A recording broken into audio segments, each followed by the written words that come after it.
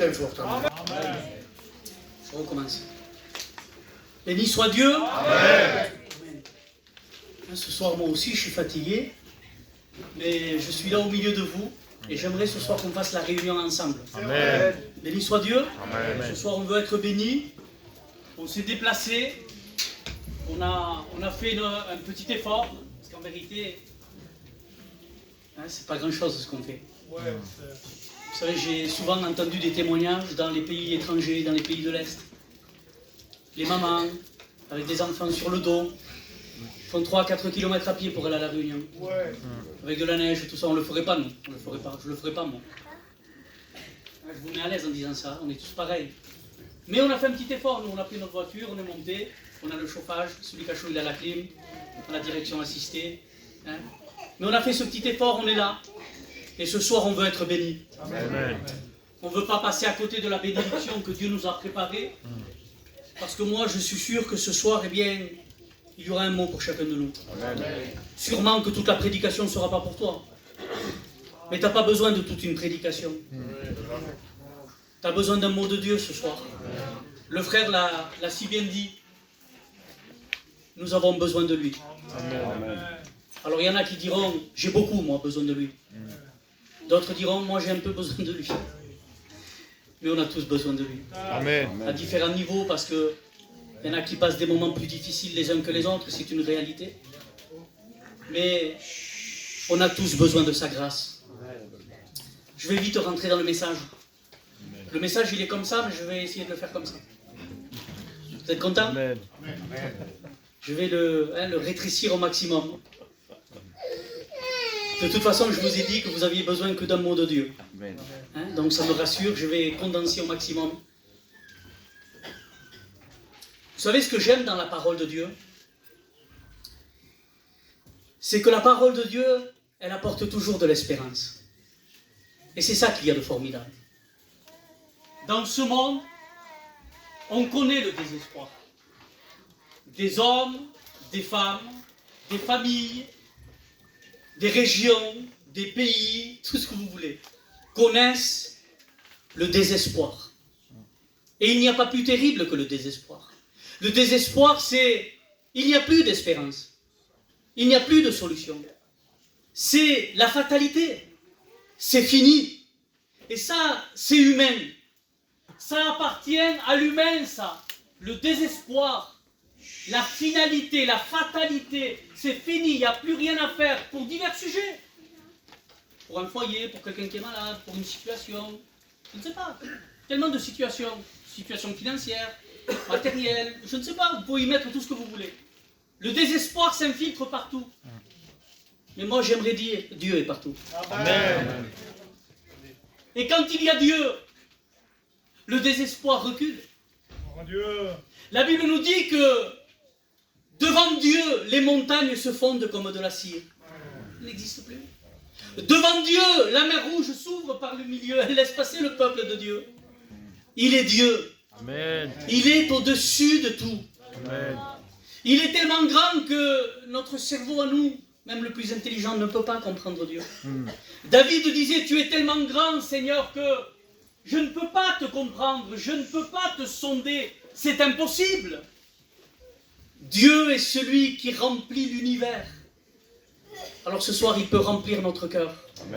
Il peut remplir notre vie. Et c'est ça que j'aime dans la parole de Dieu. J'ai marqué, j'aime la parole de Dieu parce qu'elle apporte toujours de l'espérance. Savez-vous pourquoi? Car tout est possible à Dieu. Amen. Dieu s'est réservé et s'est gardé un domaine. C'est le domaine de l'impossible. Ça ne nous appartient pas à nous. Nous pouvons faire ce qui est possible. Ça, c'est dans nos possibilités. C'est à notre portée. Nous pouvons faire ce qui est possible. Mais Dieu, lui, il est dans un autre niveau. Lui, il peut agir dans ce que nous, on ne peut pas faire. Il est le Dieu de l'impossible. Il est le Dieu qui peut tout. Amen. Et il peut faire infiniment au-delà de ce que nous pensons. Il peut faire infiniment au-delà de ce que nous croyons. Il peut faire infiniment au-delà de ce que nous lui demandons, de ce que nous espérons, de ce que nous attendons. Il est le Dieu qui est capable de nous surprendre à chaque instant. Amen. Voyez-vous, lorsqu'on connaît une personne depuis très longtemps, on dit, elle ne peut plus me surprendre. Je la connais tellement bien. Je connais tout. Plus jamais elle ne pourra me surprendre. Je la connais trop. Eh bien, avec Dieu, c'est impossible, ça. Le Seigneur, il pourra toujours nous surprendre. Parce qu'il est un Dieu merveilleux. Amen. Dans la Bible, j'ai cherché, et puis une idée, une pensée m'est venue. Sur la terre, et on parle humainement, ce qui est humain. Quel est un problème plus grand que la mort? Il n'y en a pas. Sur la terre, il n'y en a pas. Un problème plus grand que la mort, ça n'existe pas, humainement parlant. Il y a un dicton dans le monde qui dit que, eh bien, tant qu'il y a de la vie, il y a de l'espoir. On le dit ça. Tant qu'il y a de la vie, il y a de l'espoir. Mais quand il n'y a plus de vie, quand la vie n'est plus là, on fait quoi alors? Bien, l'humain dit, c'est fini. Il n'y a plus rien à faire. Mais Dieu, lui, Jésus va dire ces mots. Il va dire, je suis la résurrection et la vie. Amen. Il est au-dessus de tout. Il est celui qui a vaincu la mort. Il est celui qui est ressuscité. Et dans la Bible, je vais vous le dire, en le faisant très court, parce qu'on connaît la parole de Dieu. La Bible nous dit dans l'évangile de Marc au chapitre 5, verset 41, verset 21 à 43, pardon, pour ceux qui veulent le lire chez eux. Il y a un papa qui vient et lui, c'est un religieux, c'est Jairus. C'est le chef d'une synagogue, tout va bien pour lui. Mais à un moment donné, le problème va frapper chez lui et on connaît l'histoire. Sa fille est très malade. Alors, vous savez, des fois on a du mal à venir à Dieu. Surtout quand tout va bien. Parce qu'on se dit, tout va pas si mal dans ma vie. Mais il y a des moments où les mêmes personnes qui ont du mal à venir à Dieu, un jour elles vont venir. Mais dans des circonstances difficiles, des circonstances pénibles, des circonstances où on est face à un mur et puis on ne peut plus rien faire. Et là, on a beau se regarder dans un miroir, on n'a aucun pouvoir, on n'a aucune autorité, on est démunis, on est désarmés devant le problème, devant la montagne, devant ce qui se passe devant nous. Et cet homme va se retrouver dans cette situation. Il va vers Jésus, et là il ne regarde plus rien, il s'humilie. Que c'est bon de s'humilier devant Dieu. Amen. Je parle à celui qui ne connaît pas Dieu, que c'est bon de reconnaître son péché. Que c'est bon de dire, Seigneur, je suis perdu sans toi. Je suis un pécheur, j'ai besoin de ta grâce. J'ai besoin de recevoir ton pardon. J'ai besoin de ton sang pour qu'il me purifie. Cet homme, il s'approche de Jésus, il se met à genoux devant tout le monde, il fait une prière. Il dit, Seigneur, ma fille, elle va très mal. Elle est à l'extrémité. Il n'y en a que pour quelques instants. Impose-lui les mains pour qu'elle ne meure pas, mais pour qu'elle continue de vivre. Et puis, Jésus, il y va. Jésus est d'accord pour donner la vie. Amen. Il ne dit pas non. J'aimerais te dire que ce soir, du côté de Dieu, il n'y a pas de problème. Il veut te pardonner. Amen. Il veut te donner la vie. Amen. Il veut te faire du bien ce soir. Et la Bible nous dit que pendant qu'il y va, on connaît cette histoire, il y a une femme qui a un besoin aussi. Il n'y a pas que lui qui a besoin. Il y a cette femme aussi qui a besoin. Et ce soir, au milieu de nous, il n'y a pas qu'une personne qui a besoin. Nous avons tous besoin de lui. Et Jésus répond à tous les besoins. À tous les besoins. À toutes les nécessités. À tous ceux qui sont dans la souffrance. À tous ceux qui sont loin de Dieu. À tous ceux qui crient vers lui. Jésus est là. Il est présent. Il est disponible. Et il prend du temps pour cette femme. Cette femme, elle se fait un passage. On connaît, elle touche le bord du vêtement de Jésus. Elle a été guérie, elle a été délivrée. Amen. Quelle réunion, oui ou non? Amen. Quelle réunion! Tout le monde s'est régalé dans cette réunion. Il y en a qu'un qui ne s'est pas régalé, c'est Jairus. Parce que Jairus, il regardait sa montre. Vous comprenez? Lui, chez lui, sa fille se mourait. Et lui, il était là, il devait se dire, c'est moi qui le dis ça, il devait se dire, maman, Seigneur, cette réunion ne prendra jamais fin. Cette réunion ne prendra jamais fin. Cette femme, elle prend Jésus pour elle toute seule. Elle s'est accaparée Jésus. Mais moi, là, ça presse. Ma fille est à l'extrémité. Et puis des serviteurs de la maison de Jairus arrivent. Et puis ils vont dire, voilà, Jairus, c'est trop tard. Tu avais un ennemi, Jairus, c'était le temps. Et c'est trop tard. Ta fille est morte. Le cœur de ce papa est brisé à ce moment-là. Tout s'est effondré pour lui. Mais je bénis Dieu qu'à ce moment-là, il n'était pas tout seul. Il était près du prince de la vie. Amen. Amen. Et j'espère que ce soir, tu es près de Jésus. Amen. La Bible nous dit que Jésus ne tient pas compte de ses paroles. Parce que lui, il est Dieu. Et je fais très court. Il arrive là-bas. La jeune fille est dans la maison. Elle vient de mourir, elle vient de partir. Il y a des pleurs, il y a de l'angoisse, il y a du deuil, il y a de la souffrance, il y a du désespoir, et tout ce que vous voulez. Et Jésus rentre dans cette maison. Que c'est beau lorsque Jésus rentre chez nous. Amen. Que c'est bon quand Jésus rentre dans notre cœur. Que c'est bon quand Jésus rentre dans notre désespoir. Quand Jésus rentre dans notre prison. Quand Jésus rentre dans notre maison où il y a la tristesse, où il y a le désespoir. Il rentre là. Et puis, voyez-vous ce qu'il dit. Il va dire à la jeune fille, lève-toi, je te le dis. Et la Bible nous dit qu'elle s'est levée. Amen. Amen. Amen. Amen. Il a résolu le problème. Alors certains, vous me direz, oui, c'est bien, mais ça faisait que quelques minutes qu'elle était décédée. Son corps peut-être n'était pas encore froid. Voyez-vous ce que je veux dire? Puis la Bible nous parle de notre. Dans Luc 7, il y a une femme, si elle est veuve, elle a perdu son mari. Et puis, sa seule joie de vivre, c'est qui?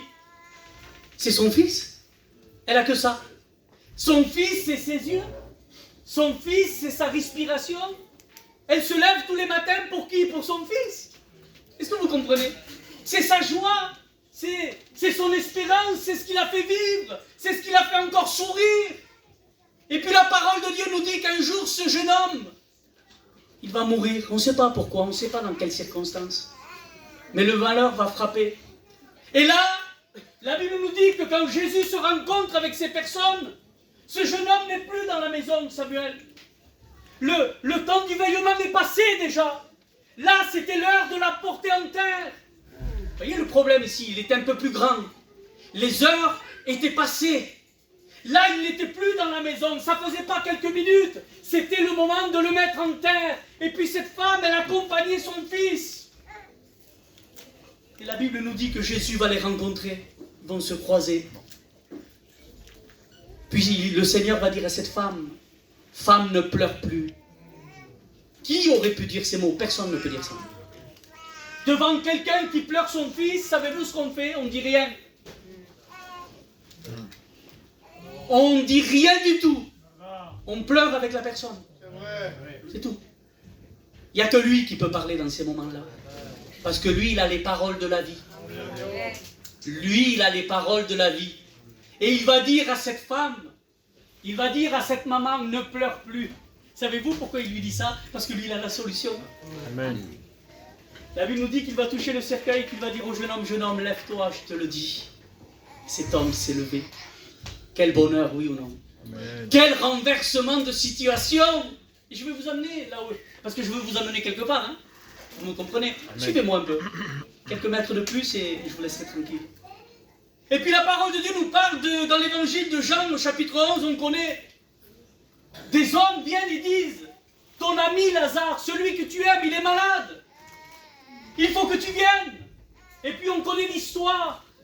Jésus tarde. Il met du temps à y aller. Et parfois, lorsqu'on prie, on trouve que Jésus tarde.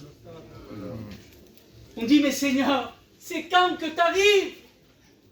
Seigneur, regarde, j'imagine Marthe, j'imagine Marie. Leur frère se dégrade, leur frère va mal, leur frère chaque heure, chaque jour, il s'enfonce. Jusqu'à un moment où il meurt. Mais même à ce moment-là, peut-être Marthe et Marie se sont dit, c'est pas grave. Et il va faire comme à la fille de Jairus. Est-ce que vous comprenez? Si Jésus arrive là, il va faire comme à la fille de Jairus. Il peut le faire pour lui. Mais le temps passe. Elles ont dû se dire peut-être, eh bien c'est pas grave. Il va faire comme ce jeune homme de la veuve de Naïm. Pendant qu'on y va, il va arriver. Mais voilà, il l'emporte et Jésus n'est pas encore là. Et puis là, je ne sais pas combien de temps ils ont attendu. Peut-être qu'ils ont dit on va attendre encore un peu, on ne sait jamais. Vous savez, le plus dur pour nous, c'est d'attendre. Il n'y a pas plus difficile pour l'être humain d'attendre sans aucun pouvoir, aucune puissance, sans rien. On est là et on attend, on est démunis, on voit notre misère, on voit qu'on n'est rien, on voit qu'on a besoin de lui. C'est bon ce soir qu'on réalise qu'on a besoin de lui. Et on connaît l'histoire de la parole de Dieu. On va le mettre là, on va rouler la pierre, et Jésus arrive enfin. Jésus arrive enfin. Et les sœurs vont dire, Seigneur, si tu avais été là. Ça veut dire quoi ça? Ça veut dire maintenant c'est fini. Ça veut dire maintenant c'est trop tard. Hier c'était encore possible, mais aujourd'hui c'est fini. Et peut-être c'est ce que tu te dis dans ta vie. Hier c'était encore possible pour telle situation dans ma vie. Hier c'était encore possible pour mon foyer. Hier c'était encore possible pour mes enfants. Hier c'était encore possible pour telle ou telle chose dans ma vie. Mais aujourd'hui j'ai perdu tout espoir. Tout s'est effondré dans ma vie. Jésus arrive. Et il va dire, où l'avez-vous mis? Puis on lui montre l'endroit. Retirez la pierre. Et puis Marthe va dire, mais Seigneur, il sent déjà. Pourtant ça n'a pas empêché de Jésus de l'appeler par son nom. Et Lazare est sorti du tombeau. Amen. Amen. Je veux vous faire comprendre que Dieu est tellement puissant. Parce que pour nous, les êtres humains, il y a des grands problèmes et il y a des petits problèmes. C'est pas comme ça que ça marche. Nous, les êtres humains, on fait des... Je ne sais pas comment on dit ça. On fait des étagères, on fait des endroits, puis là, c'est les petits problèmes. On les classe en bas.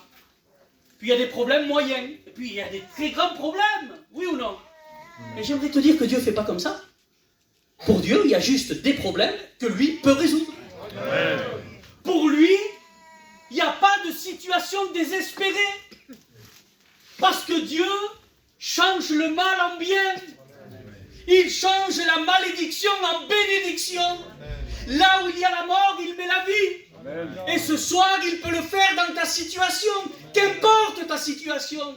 Qu'importe dans quelle profondeur tu te trouves. Que tu sois à 3 mètres sous terre ou à 3 kilomètres. Ça ne change rien pour Jésus. C'est pareil pour lui. Il peut venir te chercher là où tu es. Amen. Est-ce que tu veux qu'il vienne te chercher? Amen. Est-ce que tu veux qu'il vienne te bénir? Est-ce que tu veux qu'il vienne agir? Est-ce que tu veux qu'il vienne te chercher? Est-ce que tu veux le laisser intervenir dans ta vie? Est-ce que tu le crois? Amen. Puis il y a un passage dans la Bible, Ézéchiel 37. Le prophète est transporté dans une vallée. Et là, c'est pas quelqu'un qui est mort il y a quelques minutes. C'est pas quelqu'un qu'on va enterrer. C'est pas quelqu'un que ça fait 4 jours. La Bible nous dit qu'il est dans une vallée d'ossements. Il n'y a plus rien. C'est la Bible qui le dit. Je vous dis ce que la Bible me dit. Il est là et puis il se retrouve devant des ossements desséchés, très secs. Et Dieu lui dit, ces os que tu vois, peuvent-ils revivre? Alors moi j'aurais dit, Seigneur, pour moi je dirais non. Mais à toi tout est possible. Amen. Lui il va dire, c'est bien parce qu'il va être humble, il va être honnête. Parce que nous des fois on veut répondre à tout. Ah je suis chrétien, il faut que je réponde à tout. Ça fait mal si je ne réponds pas. Et puis encore plus si je suis pasteur. On me pose une question et je ne sais pas. Ça ne fait pas terrible. Bien j'aimerais vous dire que nous les hommes on n'est pas terribles.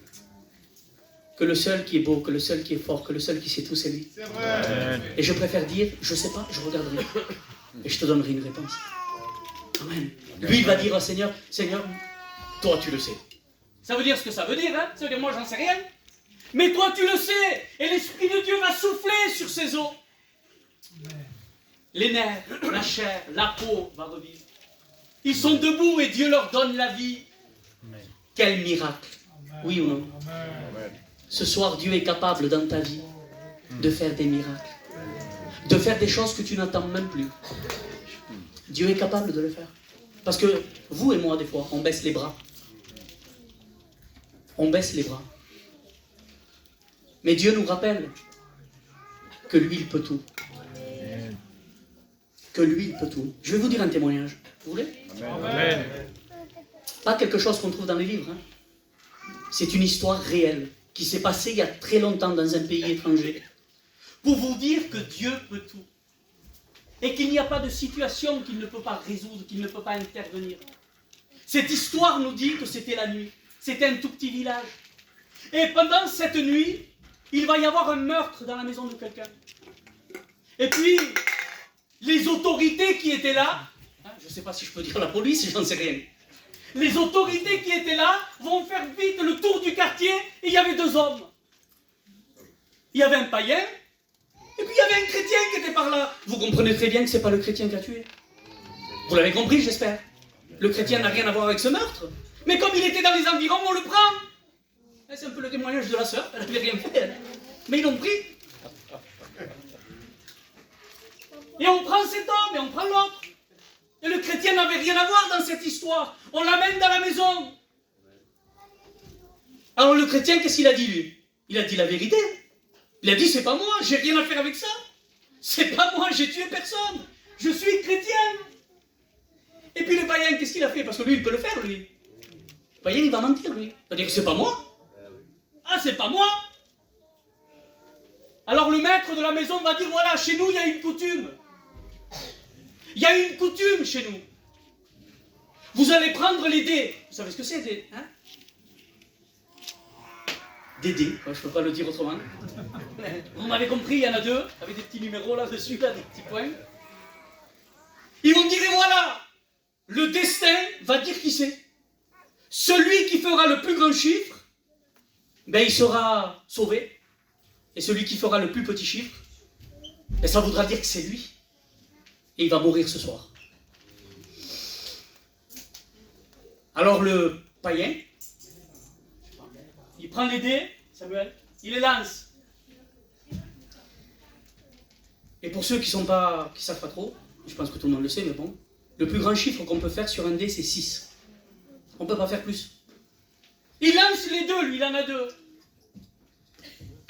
Les dés, ils roulent, 6. Et le deuxième, il s'arrête, 6. Le païen, il devait être content. Il a fait le maximum. On ne peut pas faire plus. 6. Alors tout le monde a regardé le chrétien. Et dans leur cœur, c'est le meurtrier. Ah ben oui.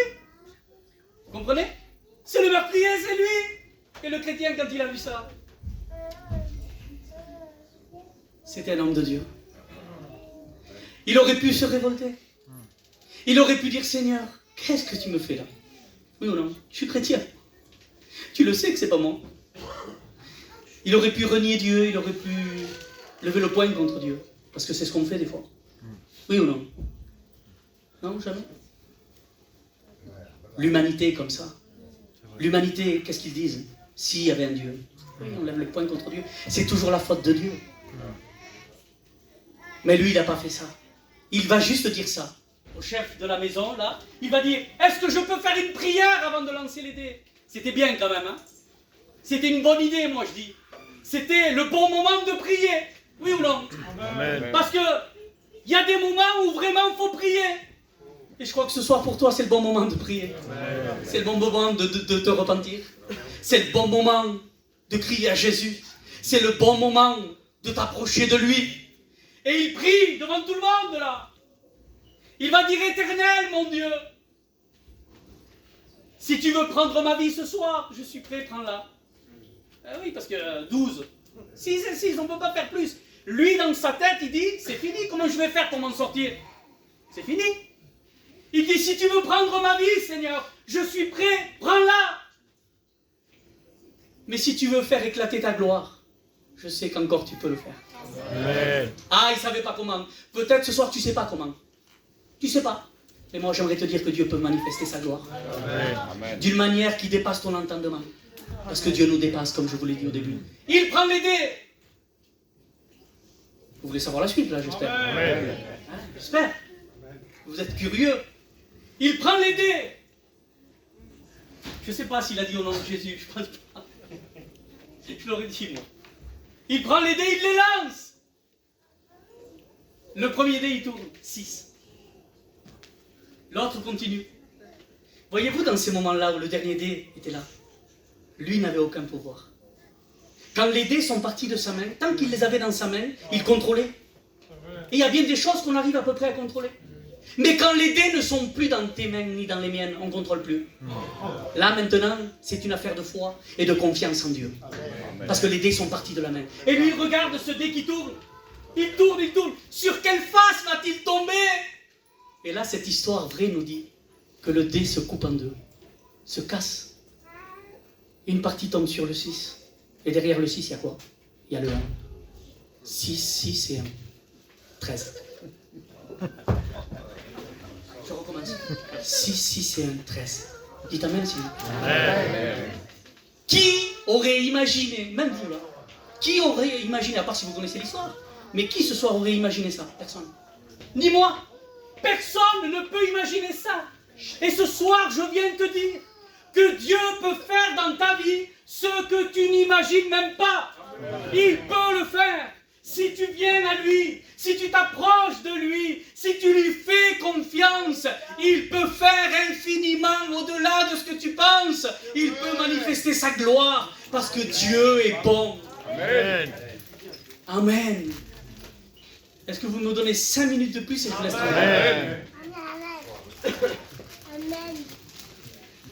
Dans la parole de Dieu, Dieu s'est révélé sous divers noms. Les Juifs, le peuple de Dieu connaissait Dieu, l'Éternel des armées. Adonai, El Shaddai, le Dieu tout-puissant qui déplace les montagnes, et encore d'autres noms, l'Éternel qui guérit, l'Éternel qui pourvoit. Amen.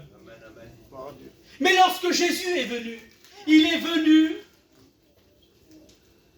apporter une image de Dieu plus claire, plus profonde. Jésus est venu apporter une révélation de qui est Dieu plus profonde encore.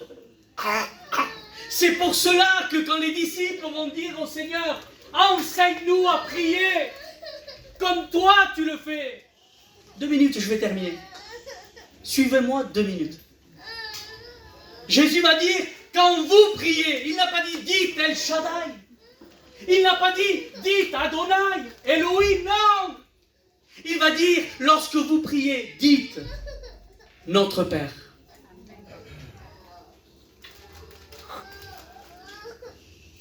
Les gens n'avaient pas l'habitude d'écouter ça. Dieu tout-puissant, oui. Dieu saint, oui. Dieu qui pourvoit, oui. Dieu qui guérit, oui. Mais Dieu, mon Père, ne connaissait pas ça. Et Jésus leur dit, Dieu, il est tous ces noms-là, il est tout ça, mais il est ton Père. Avec tout ce que ça veut dire, avec tout ce que cela implique. Au milieu de nous, est-ce qu'il y a des papas? Je lève ma main, il y a que moi? Ah, il y a des papas là. Est-ce qu'il y a des mamans? Levez les mains les mamans. Ah, il y a des mamans.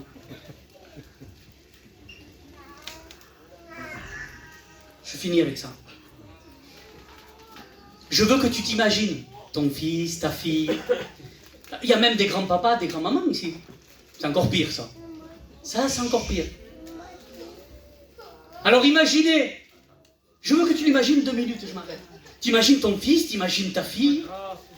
T'imagines ton petit-fils, ta petite-fille. Et tu vois qu'il n'est pas bien. Est-ce qu'on le voit vite qu'ils ne sont pas bien?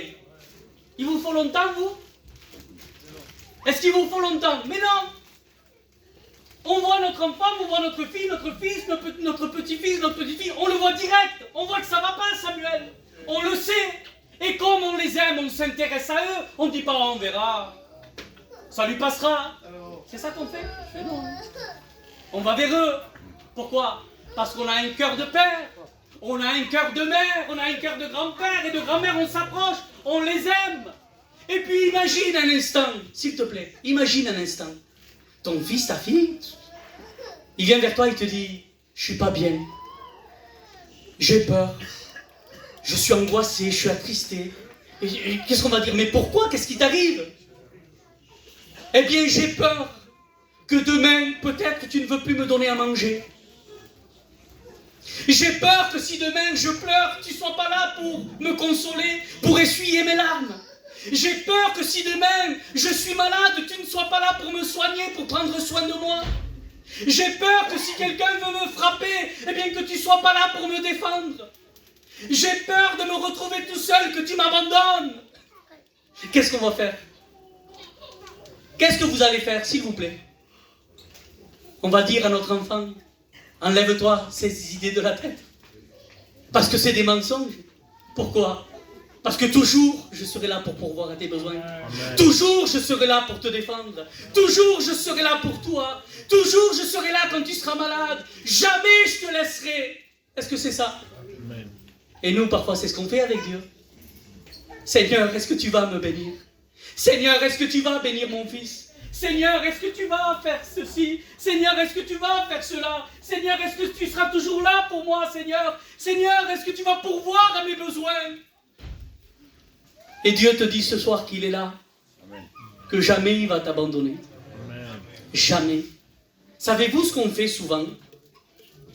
Je vous assure que là vraiment je suis. Savez-vous ce qu'on fait souvent? On va vers Dieu pour prier, écoutez bien. Et on se sert de la prière pour convaincre Dieu de nous être favorable. Je vais essayer de convaincre Dieu de me bénir, de me secourir, de pourvoir à mes besoins, d'exaucer ma prière. Alors je vais essayer de le convaincre à Dieu. Et je vais lui dire, allez Seigneur, fais-le s'il te plaît, vas-y. Allez Seigneur, vas-y, fais-le. Je vais essayer de le convaincre. Combien savent ici que la prière, c'est pas ça? Savez-vous pourquoi on n'a pas besoin de convaincre Dieu? Parce que Dieu est déjà convaincu. Il veut déjà nous bénir, il veut déjà nous sauver, il veut déjà nous guérir, il veut déjà pourvoir à nos besoins. Amen. On n'a pas besoin de le convaincre. Amen. C'est nous qu'on n'est pas convaincus. C'est nous qu'on ne fait pas confiance. Ce qu'on a besoin de faire dans la prière, c'est de lui faire confiance. Amen. C'est de dire, Seigneur, je ne comprends pas tout dans ma vie. J'ai des problèmes, j'ai des besoins, j'ai des nécessités, et je ne comprends pas tout. Mais Seigneur, je te fais confiance. Amen. Parce que tu es un Père. Tous tes désirs pour moi sont bons. Toutes tes intentions pour moi sont bonnes. Et tous les projets que tu as pour moi, ce sont que des projets de paix. Est-ce que vous le croyez? Amen. Alors ce soir, je ferme ma Bible. Excusez-moi, j'ai été un peu long. Mais je crois que vous avez compris. Je ne sais pas où tu es. Je ne sais pas comment elle est ta vie. Je ne sais pas ce qui est mort dans ta vie. Si c'est ton foyer, si c'est ton cœur. Je ne sais pas là où tu te trouves. Je ne sais pas ce qui t'inquiète. Je ne sais pas ce qui t'accable. Je ne connais pas ta situation. Mais j'aimerais te dire qu'on a un Dieu qui sait tout. Il est capable de venir te chercher là où tu es. Il est capable de faire des miracles. Il est capable de changer le mal en bien. J'aimerais qu'on prie le Seigneur ce soir. J'aimerais qu'on ferme nos yeux. J'aimerais qu'on demande la grâce de Dieu. Ce soir, si tu es perdu, tu peux être sauvé. Ce soir, si tu es au fond d'un gouffre, j'aimerais te dire que la main de Dieu peut venir te sortir. Si tu es malade, il peut te guérir. Si tu as des besoins, quels qu'ils soient, il peut combler tes besoins. J'aimerais te dire qu'à ton égard, Dieu n'a que des bonnes intentions. Alors on va lui demander sa grâce. Seigneur notre Dieu,